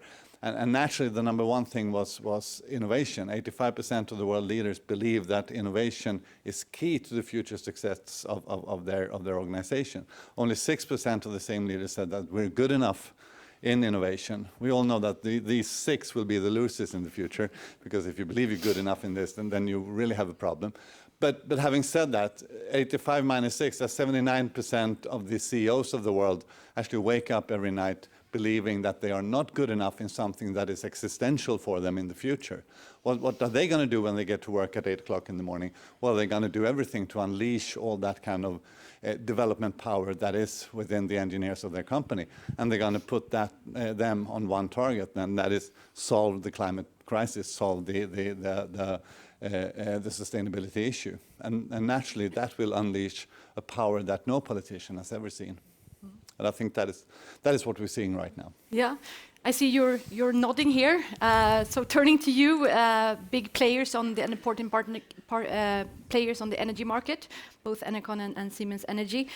Franziska, starting with you, Siemens Energy's development, production, and even export of gas turbines has really put Swedish Finspång on the map. Could you, in your own words, describe what is it that you actually do in Finspång? Yeah, thanks, Lisa. Hi, everyone. Maybe before I come specifically to Finspång, picking up the 4 trends that were already addressed, right? We talked about growing demand. Until 2040, we need 50% more energy. We just heard it also from the electrification part of it. Decarbonization, that's all what it is about. Decentralization, not a new trend, but we see an increasing complexity when it comes to the energy transition and the requirements there. And digitalization, maybe also something worth mentioning. And what we're doing in Finspång, Sweden, with our manufacturing site there, we are investing overall as Siemens Energy 1 billion euros yearly in R&D, to your point just made. And Finspång is a very important location. So we are employing almost 4,000 people there, whereas 500 are actually working in R&D. And we are shipping almost 100 gas turbines out of Finspång yearly, worldwide. So supporting there the transition globally, which is one of the projects in Mozambique, where we are granting now access to 2 million people, thanks to the team in Finspång that worked on the project, supporting the country there to have their goal of getting access to electricity by 2030 to all of their people. And so it's not only a manufacturing site, it's really a site where we are investing a lot in innovation. So we have, for example, an initiative with additive manufacturing ongoing in Finspång. And we are developing our next generation of gas turbines. We have a initiative there running the first plant there on hydrogen. So we invest really a lot in being ready with fuels that are substituting gas, natural gas. And that's really an important part. We work there very closely with Linde and also the Swedish Energy Agency on that plant, where we have for the first time solar panels. We have our huge test fields there, and we build a kind of a simulation so that we have a closed circle from generating electricity, using it to produce the hydrogen, having, when the gas turbine is not running, the solar field there, so we can produce green and blue hydrogen, and then feed it back into the gas turbine when we are testing our engines actually running on hydrogen. So we are currently around 75%, planning to go to 100% until 25 to 2030. So that's an important part what we are actually doing in Finspång, and happy that we put Finspång on the map. Excellent, and we will get back to the hydrogen production, but back to you a bit, Jan. The operations you described, Franziska, are very important then to Sweden for creating jobs, and that you even export your products out from Sweden, being a non-Swedish company. And Business Sweden has the mandate to support international companies invest and grow in Sweden. Why should an international foreign investor choose Sweden, and how can Sweden be a partner in accelerating the green transition? First of all, I think the story Franziska is telling is absolutely brilliant in putting the focus on why these things are linked for us, investments and export. because I think half of the Swedish GDP is based on exports from our country. Half of that export is actually done by foreign-owned or foreign companies. So it's really an interlinked economy in Sweden. I think that is maybe the first reason to look for Sweden if you're an investor. It's a very open society. It's a very open kind of business community.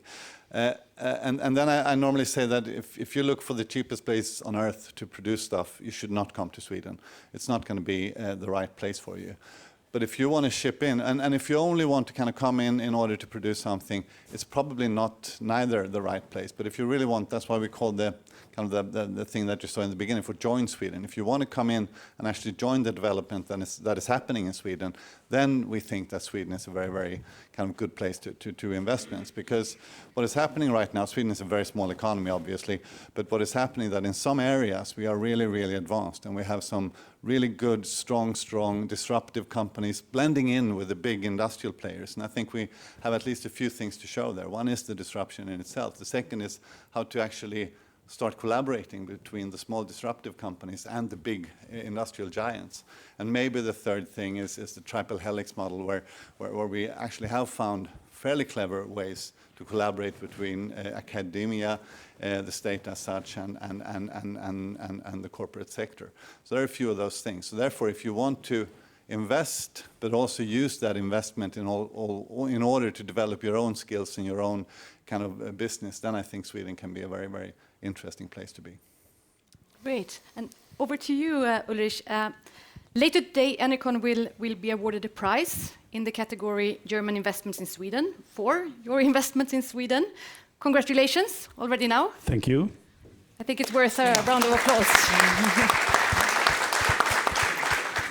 And Enercon is wind turbine manufacturing with a long-term trust and willingness to invest in Sweden. For instance, you, together with Svevind AB, co-developed the Markbygden wind farm up in the north of Sweden. That is actually one of the largest onshore wind power projects in the world. Being an investor in Sweden, wanting to accelerate the green transition, what is your experience? What is working well and what could be improved? What do you need as an investor? At first, thank you. Already now, we come to later today for the invitation, but also for the prize. I think that's really, that means a lot for us, right? And look, for a company of annual revenues of somewhere around 4 billion, so relatively small company compared to other companies, larger corporates. We invested around 1.6 billion euros in Sweden so far, right? Which is a pretty tall order. And it's not only investment, it's not only the money, right? It's also the purpose why we did it, right? We're producing green energy, and I think that's really rewarding. So we're building a total of around 800, or the whole cluster will contain around 800 wind turbines, which is massive, right? And half of them will be essentially owned and developed, and then also continue to be serviced by Enercon, right? So it creates a lot of jobs, etc. So I think there is a lot of debate right now. What of that is at risk? We see that rise of the fossil fuel again, and in our view, there are opportunities that are there, right? So we continue to have to be able to produce not only green energy, but also independent energy. We call it freedom energy, right? In Germany, some are saying that. But I think the most important one, it's also cost competitive. It's affordable, right? And that is really the triangle we need between the economics need to work out, it's ecologically meaningful, and also on the social aspect, when you think of the whole triangle of sustainability, we really manage to include the local communities. And I think that is so important if you really want to scale up wind, especially more in the densely populated countries, right? Then it will be important to gain the acceptance of the population. So I think it's also about the business model that you're proposing. It needs to be sustainable in the holistic sense, right? And then to your question, what are the challenges? Well, I mean, there are many challenges, and we need definitely support. I completely agree with your point. Innovation, R&D needs to come from within the company. But we need a frame, yeah? And the frame is policy, and that's a policy framework. And in Sweden, it is, in terms of permitting time, it's very challenging. We're talking here about 7 to 10 years to get a permit for a new installation, which is definitely too much, right? So there are many initiatives right now coming out of Europe, coming also at the member state level, to reduce that permitting time, to get a stronger also support, more digitization of the permitting authorities. I think all that is really important, right? But the second point that is also important is about market design. So do we have really the right cost competitive level of the revenues that an operator can earn in the country? As an OEM, as a manufacturer of wind turbines, if it's Siemens or General Electric or Enercon, it doesn't really matter. No one is really making money right now, right? At the same time, we need to innovate within the value chain.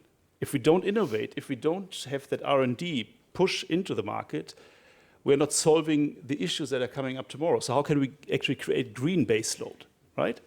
So in terms of storage, in terms of grid extension, etc. So I think it's really important that we find a market design, that we define a market design that makes it possible for any player in the value chain to make money, right? Right now it's not really happening. And then I think it's really about also how do you create also on the policy side more support for a European value chain, right? We see that now, especially in the photovoltaic sector, but also in wind, there's a strong pull to the US. The Inflation Reduction Act is a game changer, right? And we all know that. We're all struggling with that. And it's really on the agenda of in Brussels, in Berlin, in Stockholm, you name it, right? So we need to come to a point where we're defining also our reaction, right? What is Europe doing on that? Right now, it looks like we get little support in terms of really creating and protecting a European value chain. And there are proposals out there. There's, I think we also have seen that, for example, in the Siemens white paper, and we completely align with that. Why not introducing, in addition to the price as a criteria on the auction design, why not introducing also factors like local content, European value creation, whatever you want to call it, right? So I think we're going to have that debate. It is important that we also have a reaction and some policy support, and I think then it's a very positive climate in Sweden to invest more. Great, you brought up a lot of interesting points there. Jon, as part of the supporting system, of course, we have a lot of other actors in that network. Would you like to respond? What could you say to Enercon? One of the good things with my job is that I actually have the assignment to collect these kind of views and bring them back to the government, and I would be happy to do so. Naturally, we know that we have long permission periods, and that is a problem that we are aware of and that we will need to work with. That's naturally, in essence, that's the result of the fact that we're struggling with many conflicts of target in this area. Me personally, I think that we need to kind of really think through what is most important right now for the world and for the economy. But having said that, naturally, that is kind of beyond my reach to do anything more than to at least initiate the discussion with the new government in Sweden. I'm sure they will be very all ears, because these things should be possible to solve at least. When it comes to the Swedish market, I think you're totally right. We need to, and I think that is one of the keys in the collaborative, in the way also that big industrial companies are now thinking to small suppliers. I think states need to adopt the same thinking, where 5 years ago you could kind of squeeze the margins for your suppliers every year when you had new negotiations. You don't do that anymore, because that is very unstrategic. Now you kind of open up and you open the books and you say, well, we understand that you need your 20% margin or whatever in order to continue to do what you do, and you're a very important supplier for us as a big industrial company. If we can have the states kind of start thinking in the same way, I think that could be at least one step forward. And then on Europe, I kind of leave it to you to discuss over lunch how that can be done, given that Sweden is actually taking the chairmanship of the European Union next semester. Great, thank you. Going back a bit to the main topic of this discussion, being how green transition can be accelerated in the middle of an energy crisis. The EU acknowledged this by launching Repower EU. This is a response to the global energy market for the disruption caused by Russia's invasion of Ukraine. And with Repower EU, the EU doubled the 2030 target to produce 10 million tons of hydrogen in the EU each year. And in connection to this, Ursula von der Leyen said that hydrogen can be a game changer for Europe and that we need to move our hydrogen economy from niche to scale. Going back to you and your important hydrogen production, how does Siemens Energy work with going from niche to scale? I think there are different dimensions to that question, right? One is the availability of technology, and I think that is not the issue here. I think the technology per se is ready to be applied.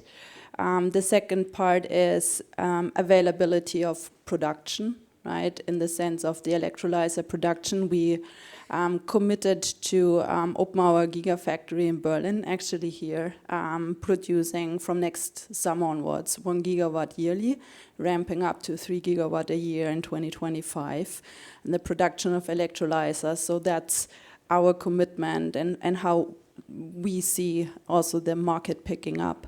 But that for me is just another availability aspect. And then we come to projects, and you were also a bit alluding to that. We see in Sweden a lot of very interesting projects coming up, and we as a integrated energy company, not looking now only on the production of electricity, but really also looking on the decarbonization of the industries, having projects like liquid wind or hybrid announced. We heard earlier today, green steel production. I think you have very favorable conditions and initiatives already ongoing. But these are very long-term projects. And I think it's also about giving a kind of a confidence in that long-term to mid-term development, right? To support investments, to support really from funding and so on, that these projects can pick up. At the moment, the large scale is very much still in the midterm, and we need to find instruments to bring them closer. And this is with pilot projects, but these need to grow on scale. Otherwise, we will be very late with the targets. And when you talk about midterm, year-wise, what do you... I think we need to develop these big projects now, right? We cannot shift everything to 25 and beyond. We need to have first bigger scale projects to be realized in the next year, having the topic of permitting. It applies across the technologies. If we have a time scale of 5 to 10 years, being at a grid project or being at a hydrogen project, if you need more than 1 year to apply for a funding, just as an example, right? It just not supporting that scaling up. Great. Before we open up to questions from the audience, I would like to touch upon briefly about the upcoming EU presidency. And Ulrich, given that we are in the middle of an energy crisis, what would you like to see as the focus for the Swedish EU presidency? Yeah, so it's really about getting as much renewable and green energy onto the grid as fast as possible, right? And I mean that really needs to be the game of the hour. And there are different ways of doing that. We talked about that. It's about, for me, the most important one is really across all countries in Europe. It's really the permitting discussion that we need to have, right? How can we do more? I mean, there's a lot of stuff that was already done at the member state level. Now all of Europe again. As part of the RED 4 discussion, can you create renewable acceleration areas? And I think that's a great idea, right? To show, and we probably have the discussion later on a little bit more about that. Can you really show that we can do it within 18 months? Think of the LNG terminal discussion we had in Germany, right? All of a sudden, within 12 months, there was a permit. Why don't we have that breakthrough, really that breakthrough, this kind of breakthrough moment?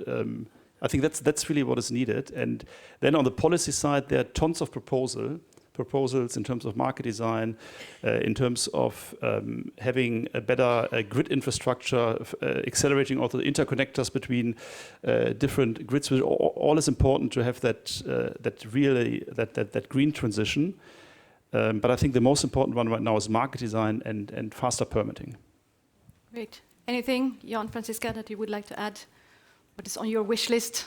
No, I think we mentioned everything, right? For me, it's really a lot really about that availability factor. It's like we can look at it from so many dimensions, but we need to start somewhere, right? And if we have no fuel on hydrogen available, we can talk a lot about permitting, right? Someone mentioned before the chicken egg principle. I think there are a lot of chicken egg principles that we can take up. I just wanted to pick up also what Ulrich said before, that I think we need to think a little bit more, even more, on Europe as a unit in this, because the investments are so big. The market is much more clever for an investor if you think all of Europe and so on. So we need to think of this as kind of the Olympics between us and the Americans. And if we do that, maybe we'll kind of push some of those alpha males into wanting to get into that competition. I don't know, but I think we need to have a European perspective on many of these issues. If you allow me one last comment, because we didn't mention it, but I really felt today there was a lot of mentioning on partnerships, and I think it's really about that. It's really about doing it together and having the partnerships, being it with the political side, but also really being it between companies, corporate entities. We can really not do it alone. Anything in particular that you're looking for from the audience? No, I think really it's a very broad topic, and you heard today Mercedes, right? Everyone is trying to do something, and I think if we collaborate, we can be much stronger, creating that one voice and moving forward. I think we have all the right intentions, but if we team up, it can accelerate, hopefully. Great. Yes, I would also like to add one last point. So when we talked about growth earlier, right? The growth projections, and we said, well, it's actually we need growth. At the same time, we want to have it sustainable. And I really believe sustainable growth is an opportunity for Europe because it's complex. Because you really need to get that triangle right. And that is something where it's about high tech. It's about, we talked about that earlier, right? It's about community involvement. And that is something where we should be good at. So I'm really optimistic that we can support your growth chart even going further up sustainably. Yeah? Excellent. Now we will open up to the audience. Do we have any questions for the panelists?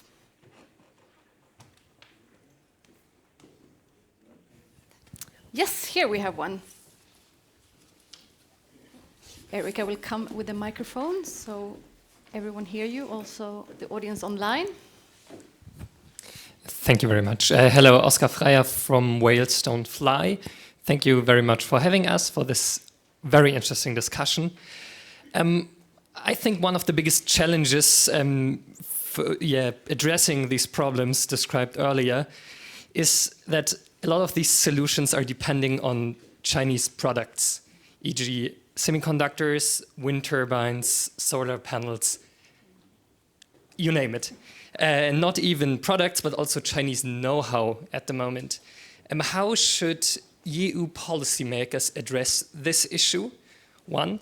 And second, how could we build competitive companies when we focusing governmental, financially aided Chinese companies and policies like the Inflation Reduction Act in the US? Anyone in particular that you would like to address, or? I think it's for all sides. So a question for the one who are affected, the business side, but also for the connection to the policy. I can get started. So it's definitely an issue right now. There is a risk that we are getting into even more into that dependency on PV models for sure. On wind, we're talking really about individual components, but we had that. Certain parts with rare earth magnets were not delivered on time. They were much more expensive than before. We couldn't deliver out the turbine. We didn't get the money. There was a huge inflation of our working capital. So it's a real issue. Yeah? I tell you, for a mid-sized company like us, it's a real issue. So what can we do? I think one way is definitely having another look at the market design. We talked earlier about auction criteria. It's not only about price. It can also be about ecological criteria. Why not adding something like CO2 footprint, right? Or European content, European value creation, whatever you want to call it. I think that's one way. Another one would be having a separate act, really more industrial policy, right? Like similar to the IRA, and you probably talk about that in a minute. So it doesn't necessarily need to be part of that of the auction design. But what I know for sure is that we need to, as a manufacturer, we're diversifying. For sure, we're diversifying our supply chain. We're building up right now, for example, in Turkey, our European supply chain. In Germany, in Portugal, we had it already, but we are kind of diversifying or nearshoring. Our nearshoring solution is Turkey, as an example, right? So I think you will see that more de-risking, closer to the production side, closer to the sales side, to the generation side, for sure. And policy side, I would definitely also ask for support on that. Jan, Franziska, any comments? Yeah, I think it's naturally, in a way, the $10 million question, because this is actually what the geopolitical tension is very much about right now. And my first answer would be, stell the hell out of war. War will not help this going forward. So it's actually, the answer is very much also diplomacy, next to actually taking on that competitive battle. We need to be very careful in this very dangerous environment. And actually, Russia and Ukraine has not improved the situation in the world. The fact that Taipei and Taiwan is actually the number one producer of these semiconductors that everyone in the world right now knows how important they are for everything, basically, in the modern society, does not make the jigsaw easier to put in place either. So let's just, handle that with a very light hand, so to speak. Having said that, naturally, I think that Europe, again, needs to understand exactly what is happening with the IRA, but also with the movement of China, with what is happening in Africa when it comes to materials and minerals, what is happening also right now in South America. And we need to understand, what is the European way in this? How can we get in without the with the European perspective of actually respecting the person, trying to get sustainable production methods, not only getting out that raw material? Can we offer that to states and companies across the globe in a clever way where we jointly kind of approach that? It's super difficult, naturally, but I think we need to think about that, because the oil and the energy crisis in the aftermath of the Russian aggression in Ukraine and invasion in Ukraine is naturally just a mild breeze compared to what would happen if things would happen in the South Chinese Sea. And I don't want to repeat now what you said, Ulrich, especially on the market models, but I would like to tie it also back to the factor of innovation. I think that is the point that gives an opportunity to diversify how we are looking into these topics. We heard about circular approaches. I think we need to go much more into that direction and being more conscious. Otherwise, this trilemma, we cannot solve it. You will never be able to compete with a Chinese price. You need to have other arguments ready to diversify your approach there. Great, thank you very much. And we are coming to an end of this year's Swedish-German Business Summit, and I would like to thank our panelists, Franziska, Ulrich, and Jan.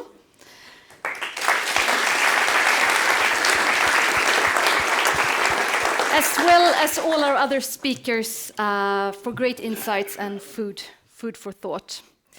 Today we've heard from several people witnessing that individuals, companies and governments, not the least the German and Swedish ones, are collaborating to solve the global issues of today. And to quote Ola Källenius from his keynote earliest this program, we have good industrial tradition in both countries, Germany and Sweden, that are walking hand in hand to create the future. And we want to continue building on the strong relationships between Sweden and Germany. So please already now mark your calendars for the next year's edition of the Swedish-German Business Day, taking place in the Rhein-Main-Gebiet on the 16th of November 2023. Until then, from the Nordic embassies in Berlin to all of you live participants, thank you very much for coming. And for you online, thank you very much for watching.